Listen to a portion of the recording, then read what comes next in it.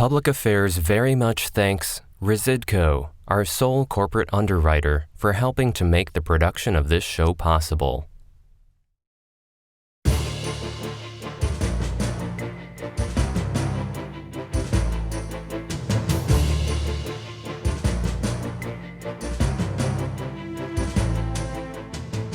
We are seeing a lack of leadership from our city officials, from Congressman Chuy Garcia. Instead of putting the interests of families ahead of the teachers union, they are capitulating and they are allowing teachers union to dictate the conversation. Kids need to be back in the classroom and people need to get back to work. It's going to be a really, really great show because we have as our guest the Republican nominee in the 4th Congressional District, 33-year-old man, Jesus Solorio, and he is taking on Chuy Garcia. Chuy Garcia, well known around town. What was he doing? Various things, Cook County board member. And then, what did he get appointed by Luis Gutierrez as the next 4th Congressional Congressman? Is that what happened? He was basically appointed to the position. I mean, he inherited it. He inherited a position. It's like being born wealthy. He was just, okay, he earned it? Did he earn it? Jesus Solorio, Chuy Garcia, let's start. What do you think of your opponent? Did he earn the right to represent the 750,000 people? Where is that? Is that the southwest side of Chicago? Where is it? Yeah, so the 4th Congressional District is a majority Hispanic district, southwest side of the city. It also goes west into Cicero, Berwyn, a portion to Melrose Park. But no, he's been in office for 30 years, and you can't really point to any sound accomplishment, especially as a congressman. Nothing. Okay, so I mean, well, look, we're taping this on October 4th. So people are focusing a bit on COVID because the President of the United States, President Trump, has contracted it. He's in the hospital. Oh, we have to be so scared. Everybody go and hide. Do what the mayor said. Stay in your house. Don't get out. Do what the governor said. Stay in your house. Don't go to school. Don't go to work. Just stay there and hope you don't get this vile disease and die like 8,600 people or so in Illinois. Is that your strategy? I mean, we can have a quick show if you want to tell me I got it all right or Look, got it all Jeff, wrong. I think that the Governor Pritzker and Lori Lightfoot are basically turning us into prisoners of our own homes. You mentioned the 8,600 count. Look, it's unfortunate that we've lost 8,600 lives due to COVID. But the governor keeps saying that he's following the data and he's following the science. So, Jeff, let's take a look at the data. Out of the thousands of cases and out of the 8,600 cases, how many do you actually believe are little kids that are dying from this disease? Well, if I listen to the mayor, if I listen to the Chicago Teachers Union president, I would say, thousands. So 360,000, they are all in vile danger. I mean, if they go anywhere near a school, they could die. Did I get that right? And this is what's happening. Since the inception of this disease, of this virus, it's been scare tactics upon scare tactics from Mayor Lightfoot and Governor Pritzker. I mean, Lori Lightfoot shut down the walkways, the pathways, the lakefront, because according to her, people are dying. But again, so they really would die if they went in the water, right? We've seen a lot of COVID deaths. If you or some 4-year-old or 5-year-old or 10-year-old went in the lake by himself, they die, right? If they were to lie down, if they stopped moving on the beach for a minute or two and soaked up some sun, according to the mayor and the governor, they die?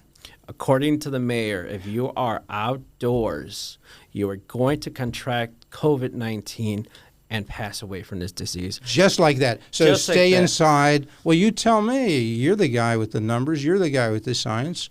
How many people, say, under 20 have died in Illinois from COVID? Mm-hmm. Out of 8,600 individuals that have passed away from COVID-19 across the state, only 4 have died under the age of 20. 4. Okay. 4 have died under the age of 20.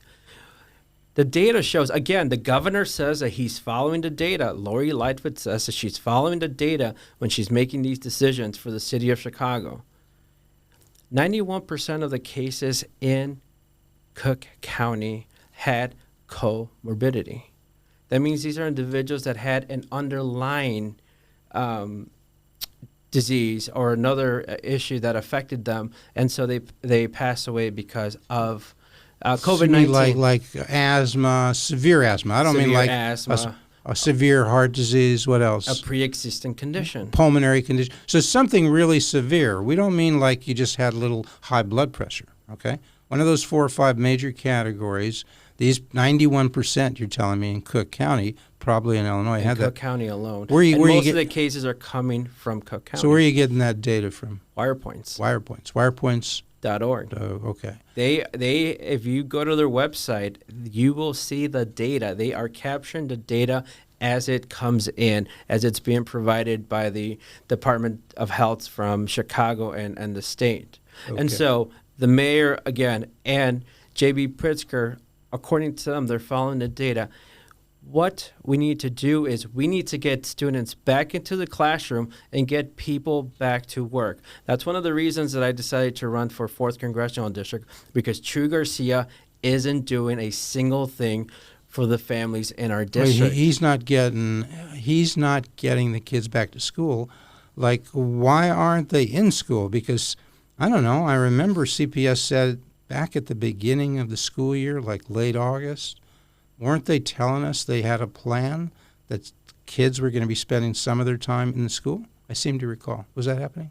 Yeah, we were promised that kids were going to return to school, that systems were going to be put in place to make sure that there was social distancing, making sure that there was sufficient PPE for the students and the teachers. But what happened is the teachers union came out with a demand letter. In essence, they wanted all these items before they even step foot back into the classroom. Basically, they just wanted remote. They didn't want to go in there, right? The teachers union. Because it wasn't safe, they said. They said it wasn't safe. They didn't feel comfortable going back into the classroom. Again, the federal government provided school systems across the country to buy PPE, to buy supplies, to make sure that kids are returning sound and safely. CDC, the Science Center for Disease Control, they said it was safe. You could do it under certain conditions, right? Correct. Didn't they say that? Correct. And the governor, he says he follows the science and the data. Again, the governor says he follows the data. The mayor, she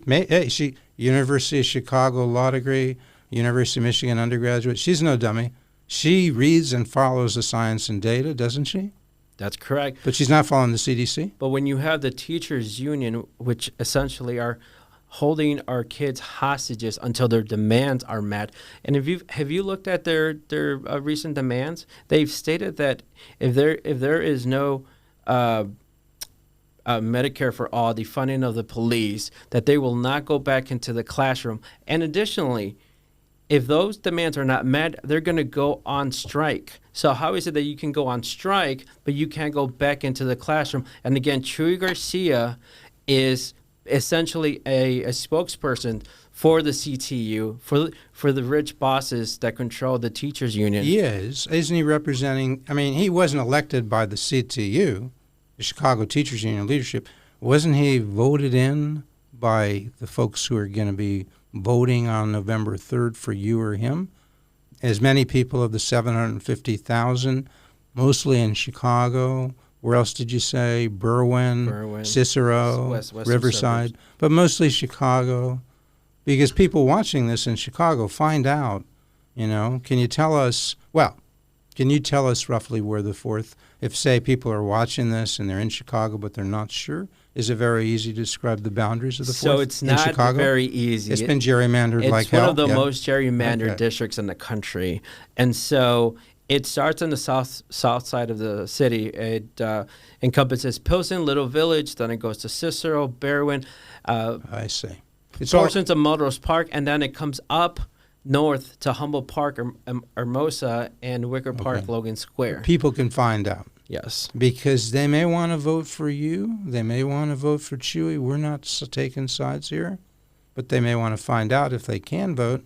Because the saying in Chicago, vote early and often. Oh, no, just vote early. No, or whatever it is, okay? Okay, so I mean, so I'm kind of stymied by the governor and the mayor because I do remember the mayor's, I guess, appointed director of public health for the city. She had said in late August that the plan, the hybrid plan, that the kids would be in the schools, in-person learning, I think 2 days a week, and then other kids would come in, so they'd share the space, only 15 kids in a classroom at a time. She said, that's safe. And then the CTU, the teachers union, said they're going to strike, and then I guess she said it wasn't safe.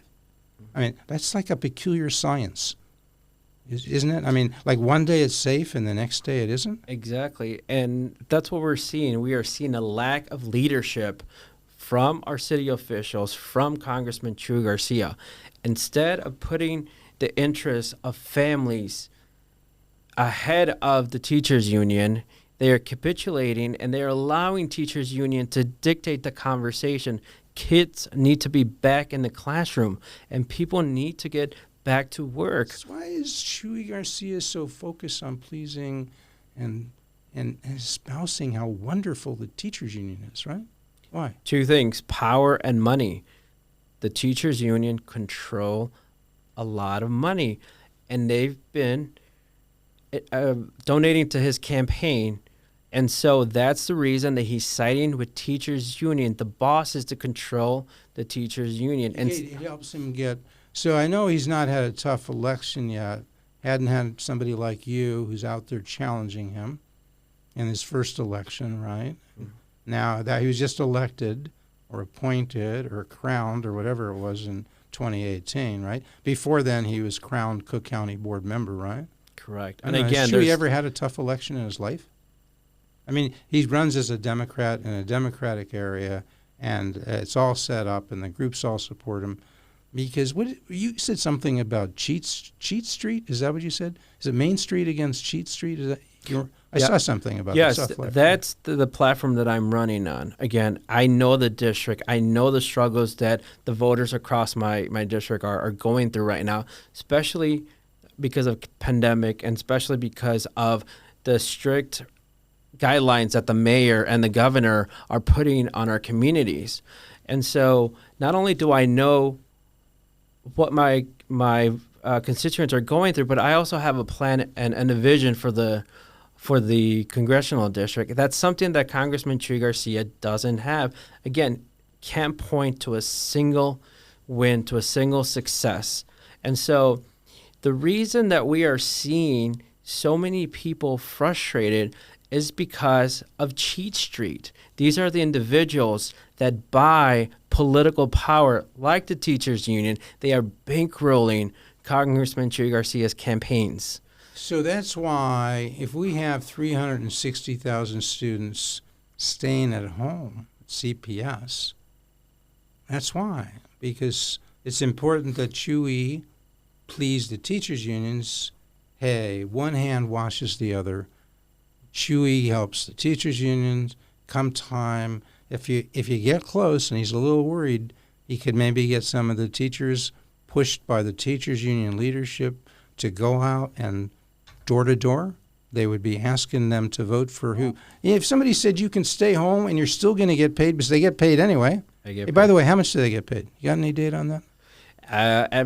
Average salary is about $79,000 right now, but it's a 5-year contract. And there's a 5-year contract. What's it going to go do? That's going to boost their contract to $98,000. So wait a second. Do they need the help? Because I mean, you walk around your neighborhood. You go up and down 26th Street, which is a good part of the 4th Congressional District, right? Correct. You run into people there, right? And Jeff, I've talked actually, do you run into many people there? Because, like, are those stores just buzzing now?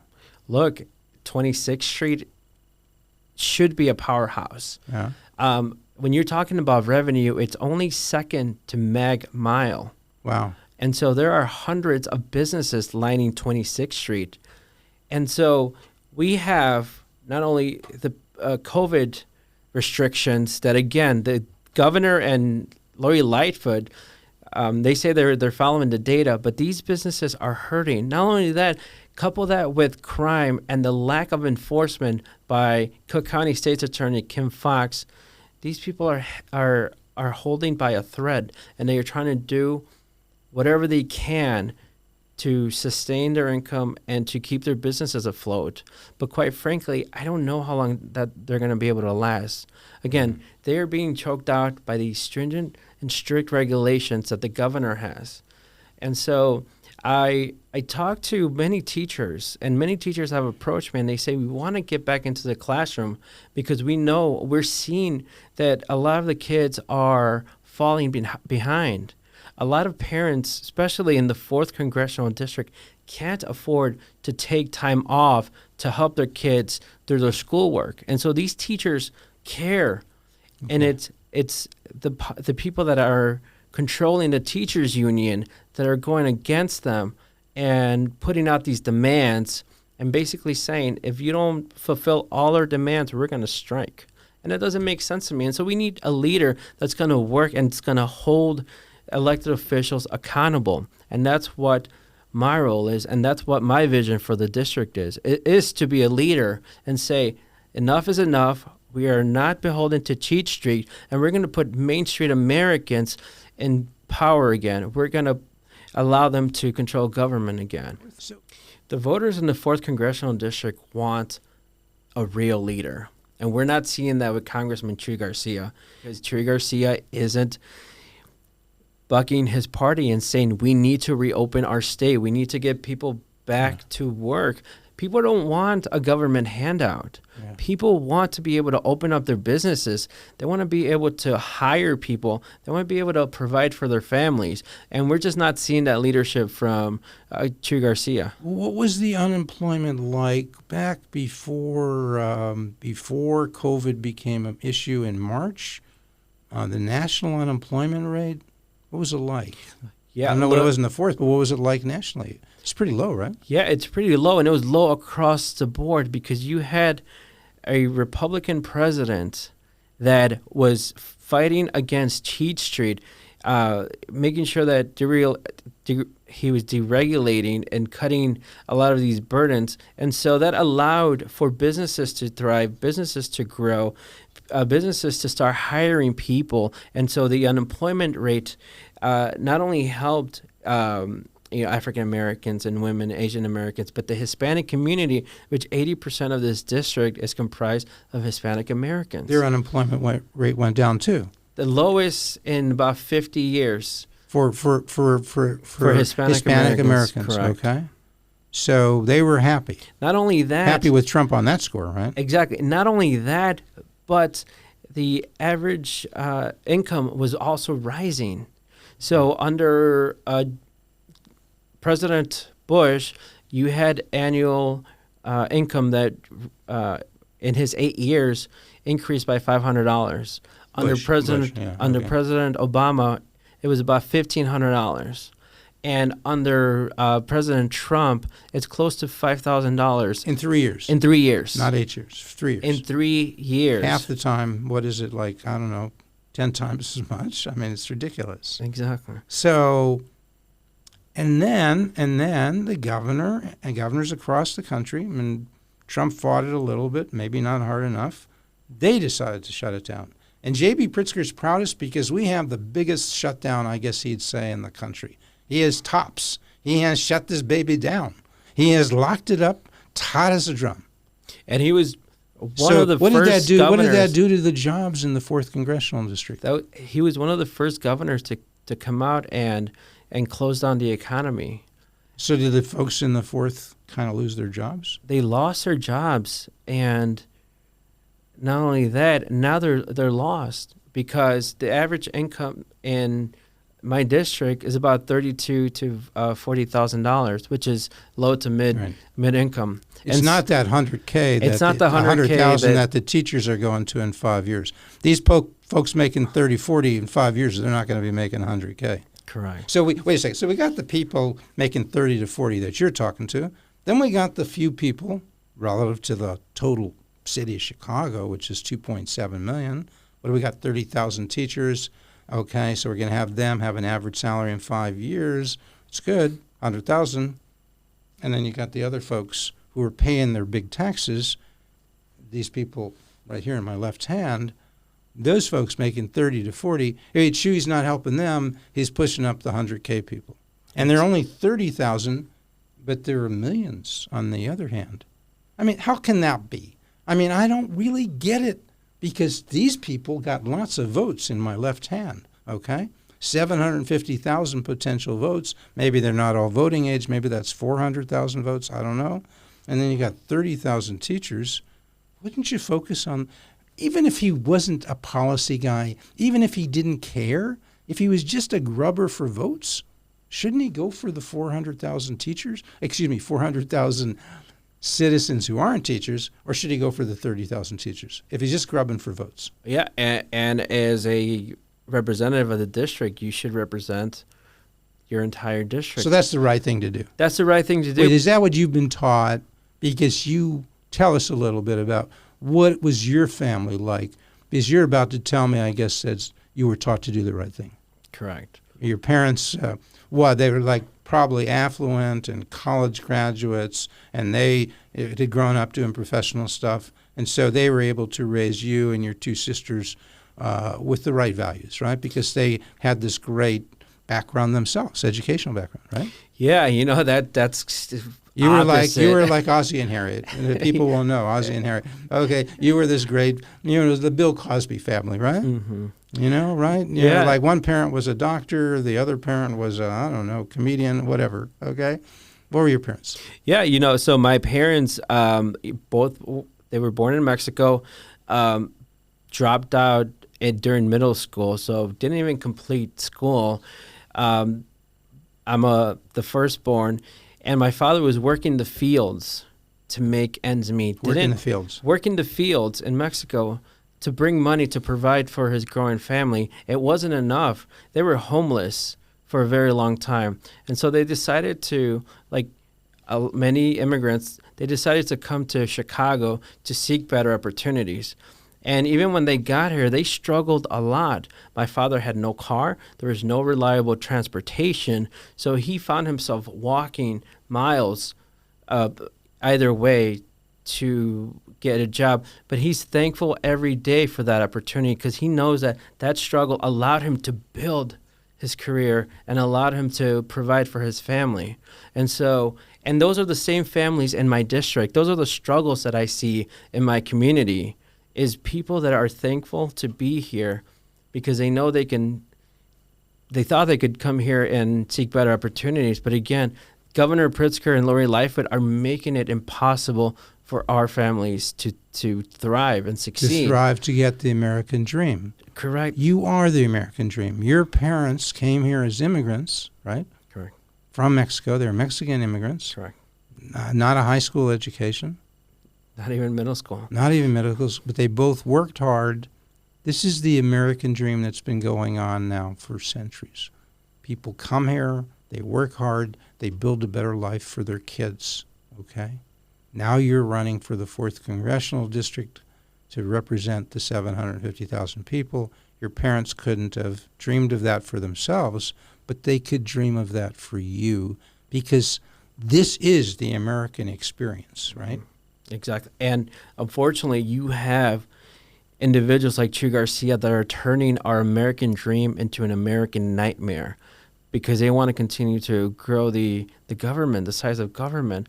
And again, the people in my district, all they want is government off their backs. They want to make sure that they have jobs, but they are concerned right now. They don't know. Do they believe in the American dream? They believe in the American dream. There's sort of a counter-American dream being taught now in our schools, right?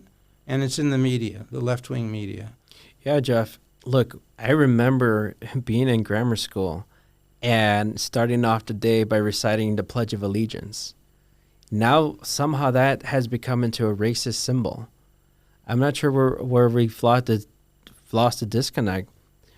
Wait a second, racist symbols, so they're the cancel culture's canceling the Pledge of Allegiance? There's no longer a Pledge of Allegiance. Oh. And so I don't know where's the disconnect. I pledge allegiance to the flag of the United States of America.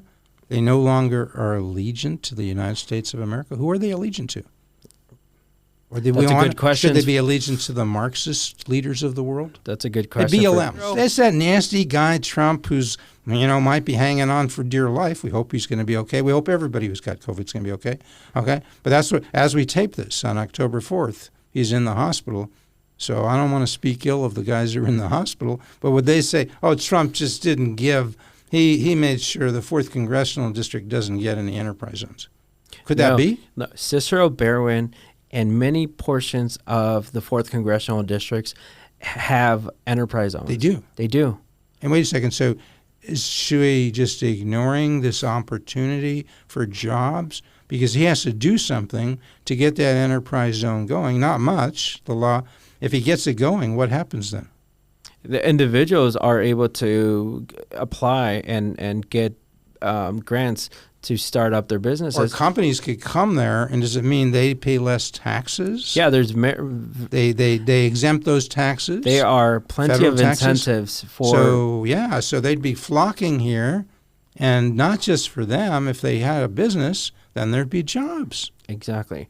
And again, we have not heard either from Congressman Chuy Garcia or any of the Democrats in power promoting enterprise zones. We haven't. I mean, I don't. That's strange. But what we do hear about, though, is a progressive tax that they are pushing as. Who's pushing? The Democrats. Democrats, yeah. Led by Governor Pritzker and $50 million of his personal wealth. Won't that be good? No, it's going to affect middle-income families. The progressive tax is detrimental. How does it hurt? Because the ads say, don't worry, it's only going to be the 3% of the people, the millionaires, people over 500,000, over 250,000, 3%. Everybody else, taxes stay the same or they go down. You don't trust them? No, I would not trust government. I mean, Mike Madigan, the speaker, he's been there forever, 35 years. Oh, wait a second. Madigan's in the news? He's getting some award that he's the most trustworthy guy. What, the U.S. Attorney is going to award him the most trustworthy guy? Is that what's happening? Is that what they call it nowadays? Well, what's happening with Mike? Well, funny that you mentioned Mike Madigan, because my opponent has personally endorsed Mike Madigan's reelection campaign several times, not only for state representative, but also to lead the Democratic Party in Illinois. And we need to know if Chuy Garcia still stands by that endorsement, because Mike Madigan is the individual that is constantly pushing tax increases. Now he's pushing this progressive tax. That people are leaving the state of Illinois in droves. These are people that have the mechanism to get up and move to a state that is more tax friendly. And so the people that are left behind are usually low to middle income families that are going to get hit. So they'll have to go to the lower income people, even if they were honest and they're not starting out there. If the rich people they're going to eventually, everyone's going to get hit. And Wirepoint says the governor needs money for his structural deficits. He needs money to pay backlog of old bills. He needs money to deal with pensions. He needs 10 to 15 billion, not 3.5. The people making 75,000 and above, they're going to start paying 8 to 9%, not the 5%, 4.95 that they're paying now. Listen to the voters, listen to what they want and they need, and that's to get back to work, to have their kids back in the classroom, and make sure that they have the freedoms and liberties to do what they want with their lives and get government off their backs. And we're not seeing that right now. No more Main Street. No more Cheat Street. Put Main Street back in charge. Thank you so much, Jesus Solorio. Thank you for the time, Jeff. The Republican nominee in the 4th Congressional District in that election coming up on November 3. 30 days. Thanks.